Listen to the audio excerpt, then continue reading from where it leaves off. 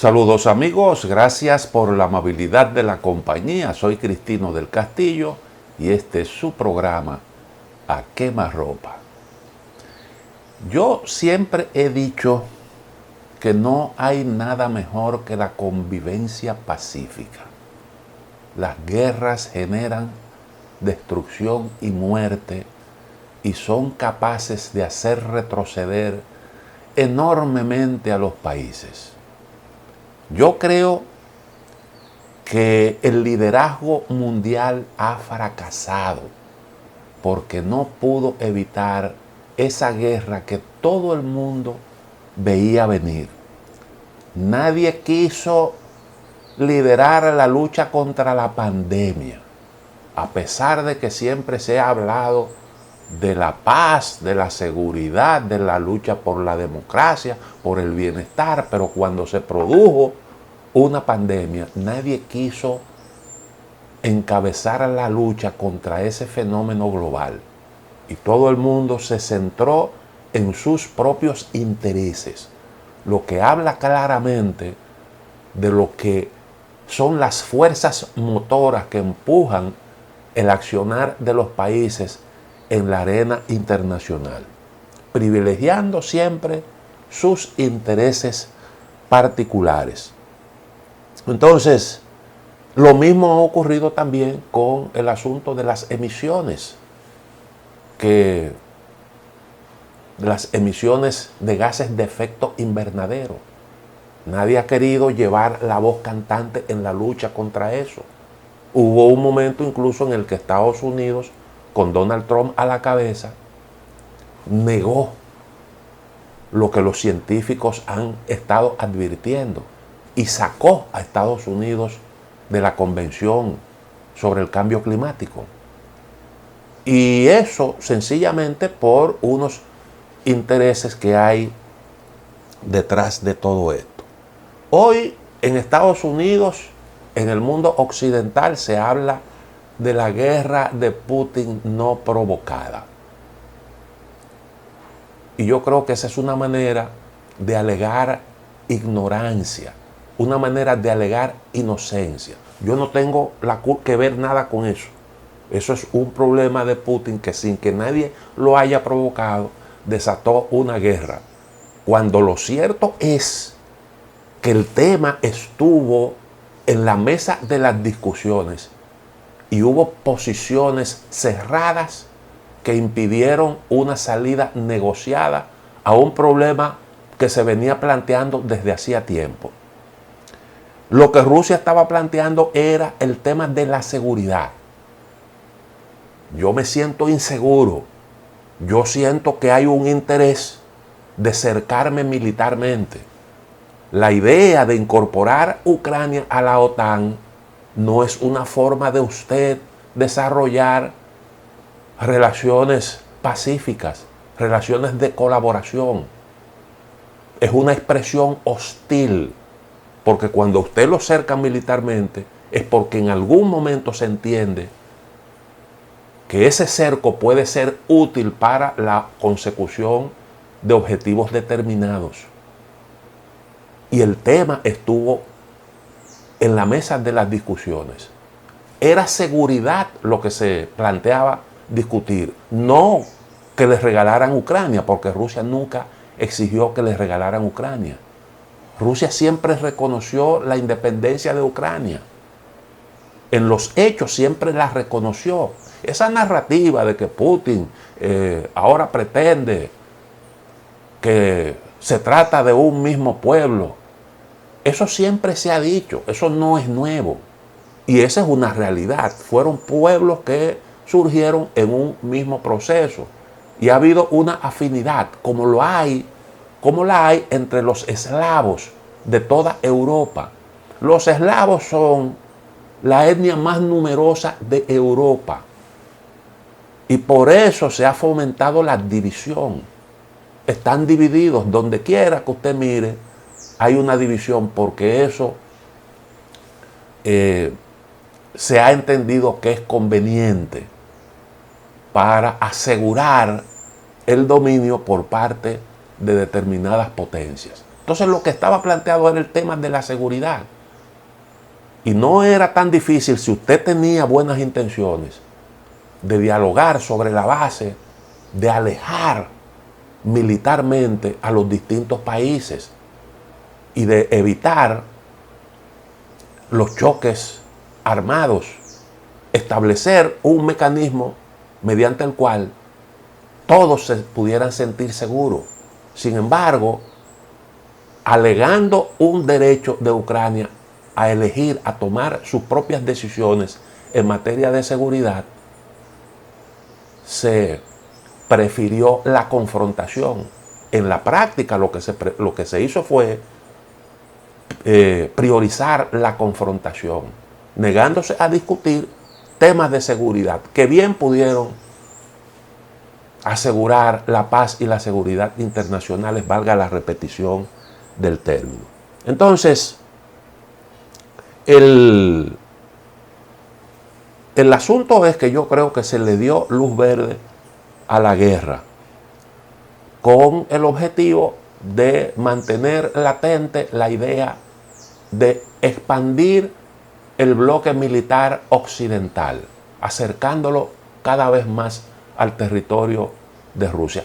Eso fue lo que se prefirió, ese fue el camino que se priorizó. De manera que yo creo que hay cierta responsabilidad en lo que está ocurriendo hoy en día por parte del liderazgo occidental. Pero el asunto va más allá. El asunto va más allá porque no era simple y llanamente una cuestión de seguridad. Ese era un aspecto de todo lo que estaba en la discusión.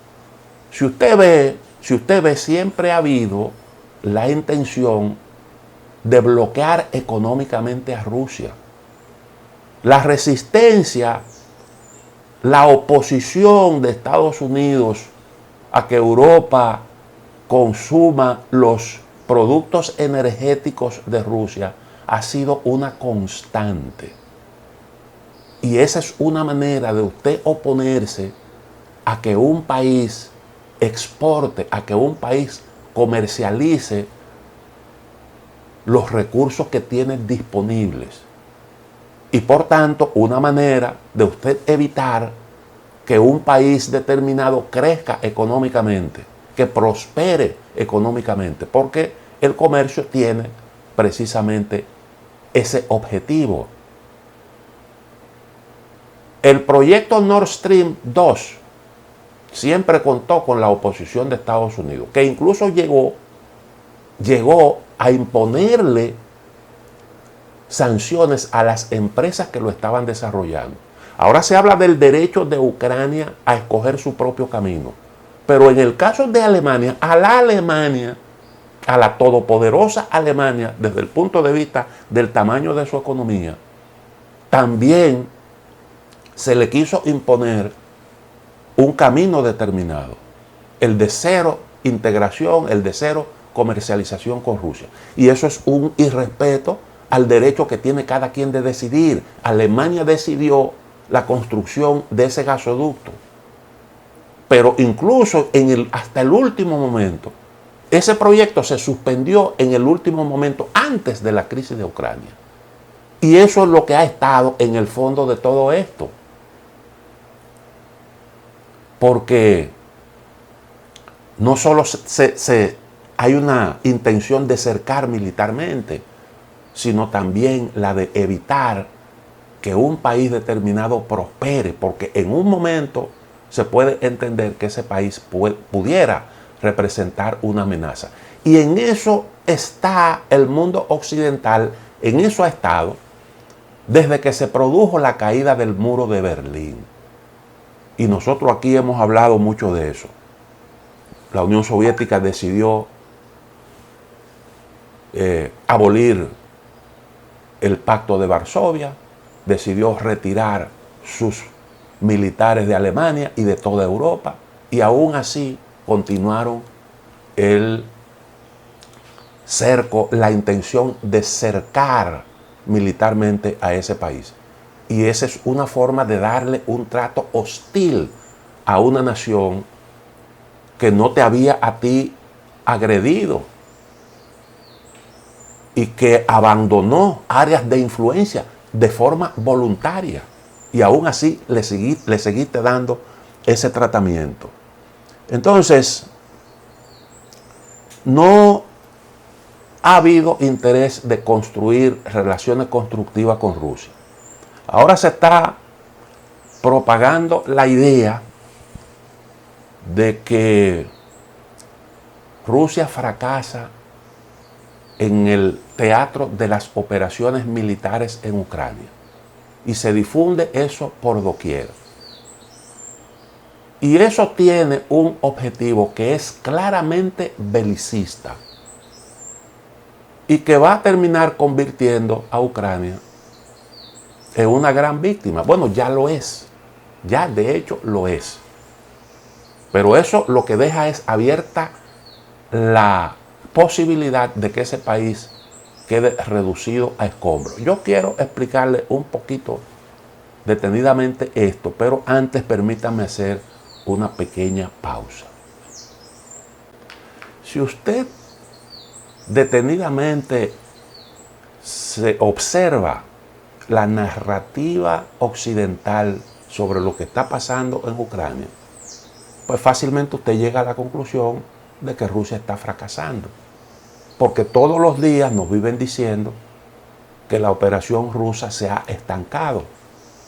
Y hoy los analistas te dicen a ti que todo el mundo esperaba que Ucrania cayera en cuestión de 3 o 4 días. Y comparan lo que ocurrió en Irak, la forma en que Estados Unidos produjo la invasión a ese país y lo que está ocurriendo en Ucrania. Y entonces te dicen que eso es una muestra de la ineficiencia, de la poca efectividad del ejército de Rusia. Bueno, pues si es así, entonces se justifica, esa es la conclusión que mucha gente saca, Ucrania tiene posibilidad de salir victoriosa de todo esto. Vale la pena seguir haciendo el esfuerzo, vale la pena seguir supliendo armas, prestando la ayuda para que los ucranianos terminen derrotando a los invasores. En la práctica, sin embargo, eso no es lo que está ocurriendo. Lo que estamos viendo es una operación militar que quizás no avance todo lo rápido que pudieran querer los mandos rusos, pero en la práctica han ido avanzando. El avance ha sido sostenido. Y si el avance se produce, es porque su operación va progresando. Independientemente de que tenga un costo, que siempre en la guerra lo hay.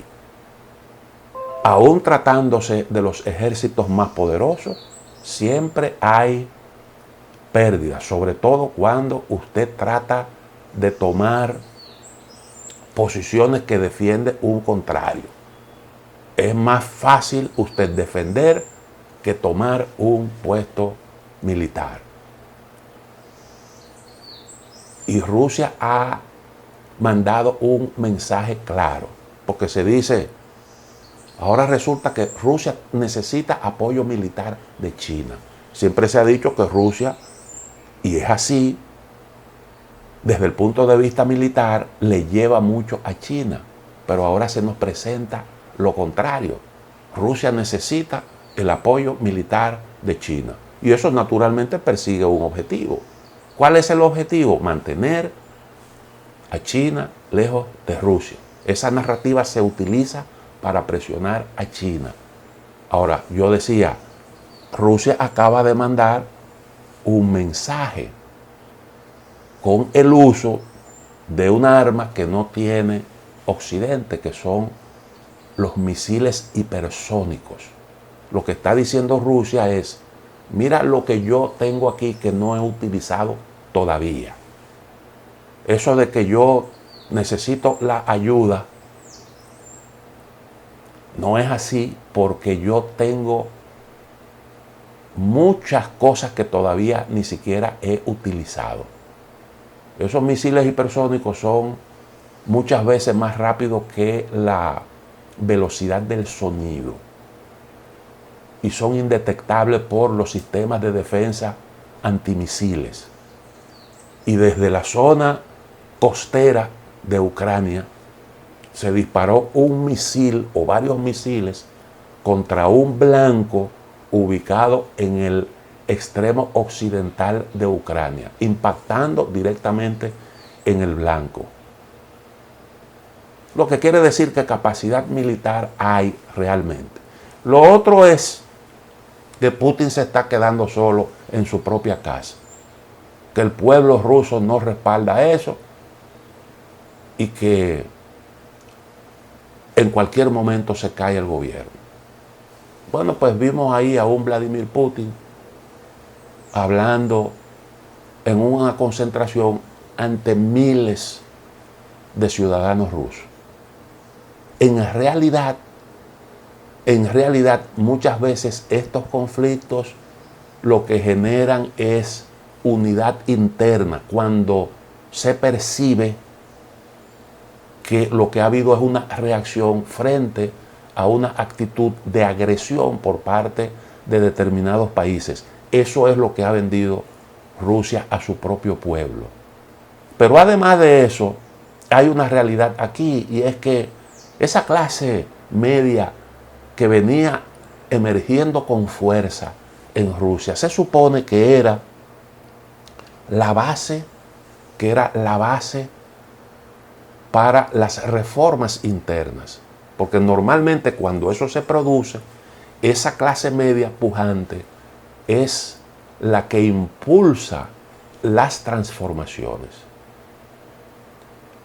Y eso se está destruyendo, y el efecto práctico será que el nacionalismo crecerá, prosperará en todo el territorio de Rusia. Y eso no solo va a ocurrir en el caso de Rusia, eso está ocurriendo en todo el mundo desarrollado. En todo el mundo desarrollado está ocurriendo eso. Ese es un fenómeno que en gran medida ha estado motivado, impulsado por los flujos migratorios y por algunas tendencias que se observan en los países desarrollados. El caso de Ucrania, yo creo que es muy sintomático, y allí se produce un proceso de incremento de los nacionalismos que va a tener en el futuro sus consecuencias. Eso va a tener sus consecuencias. De eso hablaremos en un próximo programa. Bueno, las guerras generalmente son, los gobiernos se cuidan, porque cuando la gente te condena de manera masiva, la experiencia dice que es difícil tú poder sostener un conflicto bélico. Fue lo que le pasó a Estados Unidos con Vietnam. Y entonces usted ve que hay la clara intención de condicionar la labor de los medios y lo que se difunde. Eso ocurre no solo en Rusia, está ocurriendo también en el mundo occidental. En Occidente se ha decidido censurar los medios rusos, alegando que esos son mecanismos de propaganda. Pero en el fondo hay un temor a los argumentos que pueda presentar Rusia. Porque si se trata de simple propaganda divorciada de la realidad, eso usted lo combate con información sobre lo que realmente está ocurriendo. Y este es un retroceso. Siempre se dijo, siempre se criticó a China por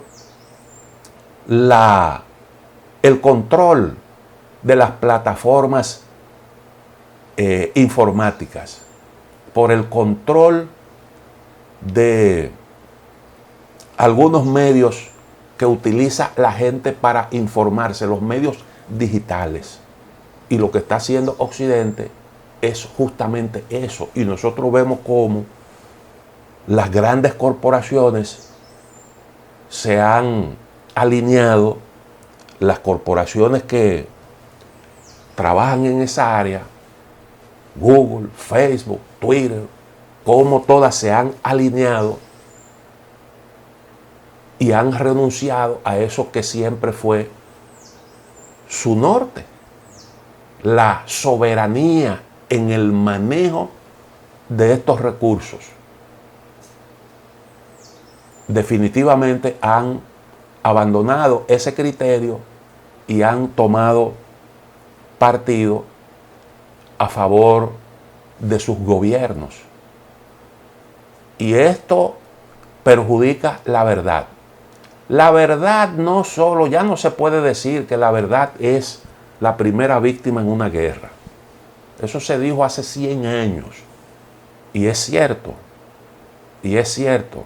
Lo primero que se trata de controlar cuando hay un conflicto es lo que se sirve a través de los medios de comunicación para evitar que tu posición se quede sin respaldo. Pero si usted lo ve en el fondo detenidamente, la verdad hace tiempo que es una víctima permanente. De hecho, se ha dicho que vivimos en la era de la posverdad, porque la verdad es atacada desde todos los flancos desde hace mucho tiempo y de manera permanente. Por eso usted ve que prosperan las teorías de las conspiraciones y la gente desconfía hasta de las vacunas. Hasta ahí hemos llegado. Imagínese usted en tiempo de guerra. Vamos a hacer la otra pausa. Volvemos en un momento. No estoy a favor de la guerra. Yo creo que lo mejor es la convivencia pacífica, como decía al principio del programa. Las guerras son destructivas. Ahora, a mí me parece que es claro que Occidente ha hecho de porrista de la guerra. Ustedes ven esos animadores que hay en los eventos deportivos, las muchachas que bailan, los animadores que se visten de mascota para alentar a los jugadores para que den lo mejor de sí. A eso le llaman porristas, a los que se dedican a esa labor de animación. Y Occidente, en el caso de Ucrania, se convirtió en porrista de la guerra. Yo creo que eso se pudo haber evitado. Para eso, sencillamente había que tener la disposición a renunciar a ciertas ambiciones en lo que tiene que ver con asuntos relativos a la seguridad. Ahora se produjo un encuentro telemático entre los presidentes de Estados Unidos, Joe Biden, y de China, Xi Jinping. Y yo creo que llama mucho la atención las declaraciones que precedieron a ese encuentro. Amenazas, advertencias de que si tú te atreves a ayudar a Rusia, vas a pagar las consecuencias. Y los chinos, siempre cautelosos, hablaron de la necesidad de colaborar para alcanzar la paz. Ese ha sido el discurso de China, que no ha querido apoyar abiertamente la guerra. Pero todo el mundo occidental supone que China tiene razones suficientes para apoyar a Rusia. Ahora, ¿por qué se supone que tiene razones para inclinarse a favor de Rusia? Bueno, porque en el fondo y hasta en la superficie, China es parte de ese conflicto. China es parte de ese conflicto. Desde el punto de vista de que con China han estado utilizando la misma política que han estado utilizando con respecto a Rusia. Porque a los chinos también le han impuesto sanciones económicas. Contra China se ha armado una estrategia que implica que pasa por la conformación de pactos militares. Y hay una estrategia ya definida hacia la región del Indo-Pacífico. Y lo que se dice claramente es que la intención es contener a China. Contener a China significa frenar su expansión. Y esa es una forma de declaración de guerra. Cuando usted aplica sanciones económicas, está utilizando la fuerza económica. Y las sanciones puede que no derriben edificios, puede que no derriben puentes, pero sí destruyen entidades financieras, destruyen empresas, destruyen empleos y provocan un deterioro de la calidad de vida de la gente y afecta a mucha gente inocente. Lo mismo que las bombas. No hay una destrucción física, pero sí hay una destrucción de la economía. Siempre se dijo, cuando se hablaba del libre comercio, que era la única alternativa a la guerra. Eso siempre se dijo. Y ese era, en el fondo, uno de los principales argumentos a favor del libre comercio. Cuando siempre se insistía en la eliminación de las trabas al comercio, se creó para esos fines la Organización Mundial del Comercio. Estados Unidos hizo posible la incorporación de China a esa organización, porque entendía que en la batalla, en el ámbito comercial, podía perfectamente vencer a China. Esa fue la apuesta. Ahora, cuando se vio que en base a las reglas del libre comercio, China estaba dando la batalla, y en base a esas reglas se convirtió en la primera potencia comercial del mundo, entonces muchos dejaron de ver al libre comercio como una meta, como un objetivo, como un recurso para asignar áreas de influencia, porque eso era lo que siempre se decía: o nos repartimos la cosa por la fuerza, o competimos en el mercado para que el que tenga más saliva, que coma más hojaldres. Pero cuando se vio que el que más comía hojaldre era China, entonces ha habido un interés en cambiar las reglas. Y eso es lo que explica el por qué Donald Trump le impuso sanciones económicas a China, el por qué le impuso aranceles a las importaciones de China. Porque era un esfuerzo por conseguir a la mala equilibrar la balanza comercial entre los dos países. Ya ahí el libre comercio no tenía ningún tipo de sentido. Pero eso no solo lo aplicó en las relaciones con China, lo hizo también con sus socios del Tratado de Libre Comercio de América del Norte, con México y con Canadá. Y también lo hizo con respecto a la Unión Europea. Lo hizo también con respecto a la Unión Europea.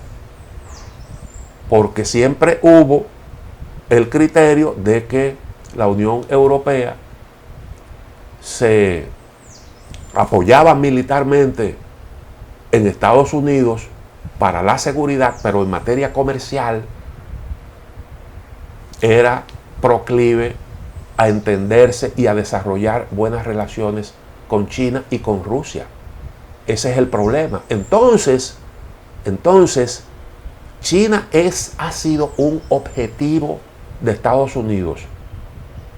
Y para estar en mejores condiciones de librar la batalla comercial en el plano geopolítico con China, se considera un paso importante de avance arrodillar a Rusia. Por tanto, es difícil usted concebir a China al lado de Occidente para dificultarle la cosa a Rusia. Eso no va a ocurrir. Ahora, cuando usted ve las reacciones diplomáticas de los chinos, usted puede confundirse. El que piense que China acaba de dar un paso, como yo vi que alguien publicó en una de las redes sociales, que Putin se queda solo porque China decidió hacer causa común con Estados Unidos. El que piensa así no entiende ni la diplomacia china ni entiende el contexto de la guerra de Ucrania y qué es lo que está ocurriendo en las relaciones entre China y Estados Unidos. El tratamiento que le están dando a China, reitero, es el mismo que le han dado a Rusia. Boicot de sus exportaciones, tratar de contener su crecimiento económico y cerco militar.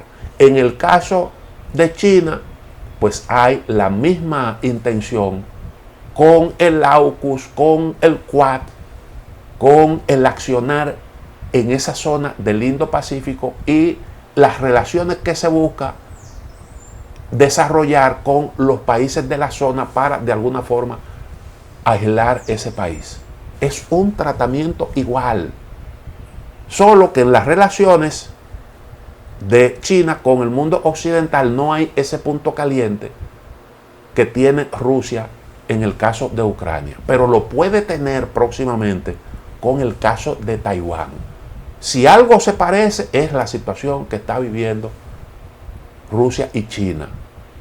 Y lo que se puede prever claramente, lo que está a la vista, es que en la medida en que avance el tiempo, la pregunta será, ¿cuándo comenzará la ofensiva, la siguiente ofensiva? La ofensiva de cara a la contención de China. Otra pausa y volvemos en un momento. Estados Unidos no le propuso a China un plan de acción para detener la guerra. Detener la guerra en Ucrania pasa por usted concebir fórmulas aceptables por las partes. Y para eso usted tiene que emplearse a fondo y ver cómo hace propuestas que alejen a cualquiera de las partes de la humillación. Si es que realmente tú quieres detener la guerra, en el entendido de que la guerra no le conviene a nadie. Ahora, el problema es que hay quienes están interesados en que la guerra continúe. ¿Por qué? Bueno, porque las guerras debilitan. Y aunque eso implique sacrificar una de las partes, ese es un, como le dicen, daño colateral. El objetivo fundamental es yo debilitarte y entonces darle tiempo a las sanciones para que puedan surtir sus efectos. Los países occidentales tienen experiencia y saben cuando se quiere detener un conflicto qué es lo que hay que hacer, pero eso no lo hemos visto. Yo decía entonces que hemos estado viendo una actitud con respecto a China que pone de manifiesto cuáles son las intenciones y que al mismo tiempo explica por qué China pudiera verse motivada a apoyar a Rusia, que yo creo que sería un contrasentido no hacerlo, porque cualquiera en la posición de China se sentiría estimulado para manejarse de esa manera. Yo les voy a poner un ejemplo de lo que implica la política occidental, no solo con respecto a Rusia, sino también con respecto a China. China ha tenido buenas relaciones con Ucrania.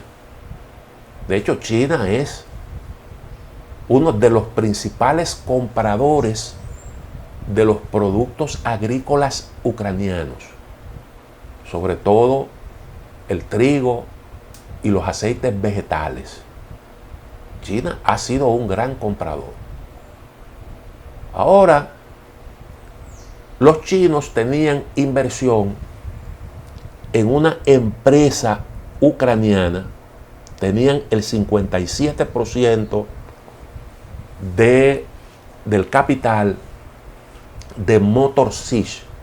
Motor Sich es una empresa que produce, diseña y da mantenimiento a turbinas de aviones y también a las turbinas que se utilizan para mover el gas, turbinas de diversos tipos. Y esa empresa tiene clientes en más de 120 países, porque los ucranianos tienen experiencia en eso. Las primeras fábricas de aviones se establecieron en Ucrania en los años 50 y ellos fabricaron el avión más grande del mundo. El único que quedaba se destruyó precisamente cuando se iniciaron los combates. Ahora, Estados Unidos nunca vio eso con buenos ojos y presionó porque había una lucha ahí por el know-how de la empresa.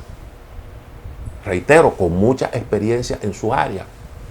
Y Estados Unidos presionó y el presidente Zelensky envió un proyecto de ley para nacionalizar la empresa, para sacar a China de la misma. Y entonces ahí usted ve claramente el tipo de interferencia que hay para evitar que un país haga negocio, para que un país tenga relaciones comerciales fluidas con otro. Pero eso lo hemos estado viviendo nosotros aquí, cuando nos han dicho que hay que ponerle límites a las inversiones de China, bajo el alegato de que eso es peligroso. Y esa es una manera de usted interferir con el derecho soberano de los pueblos, porque es una manera de injerencia. Eso que se está ahora mismo defendiendo en el caso de Ucrania, el derecho de los ucranianos a decidir, se le niega a otros países que quieren tener intercambios fluidos con China. Pero es increíble que los que siempre han desconocido el derecho a la autodeterminación de los pueblos y los que se han inmiscuido en los asuntos de las naciones en el mundo, los que han hecho la guerra permanentemente, hoy estén hablando de derecho internacional. Ahora se están dando cuenta de que hay algo que se llama derecho internacional. Y dentro del derecho internacional humanitario. Y yo oía al señor Borrell, el jefe de la diplomacia europea, hablar de que convertir en blanco objetivos civiles era un delito. Eso lo está diciendo Borrell. Y la gente cuando oye eso, lo primero que le viene a la mente es Irak. Lo primero que le viene a la mente es Libia, Siria, Afganistán, donde han muerto miles y miles de civiles. Incluso también nos viene a la mente el trato que le han dado a los refugiados, que contrasta con el trato que se le está dando ahora a los refugiados ucranianos, porque son rubitos de ojos azules, como se ha venido diciendo. Son gente iguales que nosotros. Eso se ha estado diciendo. Pero en el caso de los iraquíes, de los afganos, de los libios, usted tiene países que han construido muros, como el mismo caso de Polonia, que ahora abre los brazos. Recuerden ustedes la reciente crisis migratoria en la frontera ahí mismo con Bielorrusia, poquito antes de este conflicto. Pero además de eso, si es verdad que el problema es el derecho a la autodeterminación, ¿por qué no se respetó el derecho a la autodeterminación cuando Víctor Yanukovych, presidente legítimo de ese país, producto de unas elecciones, dijo que no a una propuesta de asociación que le hizo la Unión Europea? Lo tumbaron, le dieron un golpe de Estado. Ahí no valía la soberanía, ahí no valía la autodeterminación. Propiciaron un golpe de Estado porque no le gustó esa posición de un presidente legítimo. Entonces, aquí hay demasiada hipocresía. Y hay otra cosa que yo creo que también salta a la vista. Salta a la vista. Y es que la Segunda Guerra Mundial, si usted analiza los 10 años que precedieron a esa gran conflagración mundial, usted se va a dar cuenta de que la guerra comenzó primero como una guerra comercial, cuando Gran Bretaña decidió aplicar políticas proteccionistas. Así fue como comenzó el conflicto. Y lo que estamos viendo actualmente es justamente eso que se produjo en ese periodo previo a la Segunda Guerra Mundial. Entonces yo creo que hay realmente razones suficientes para sentirse preocupado, porque todo esto no hubiese sido posible. Usted puede estar seguro de que no se hubiera producido el inicio de esa operación militar rusa en Ucrania si China no hubiese estado de acuerdo. ¿Y por qué China casi con toda probabilidad le dio luz verde a esa operación rusa? Porque entiende que está en una situación parecida.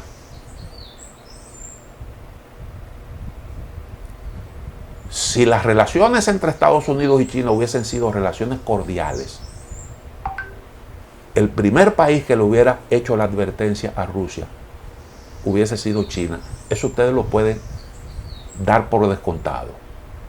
Pero esto es el producto de un malestar que hay precisamente por esas políticas. Ahora, yo oigo a dirigentes europeos ufanarse de que por fin despertó la OTAN, ahora hay una unidad de acero y ahí están los líderes europeos que primero Alemania intentó por la fuerza tener acceso a los recursos naturales de Rusia.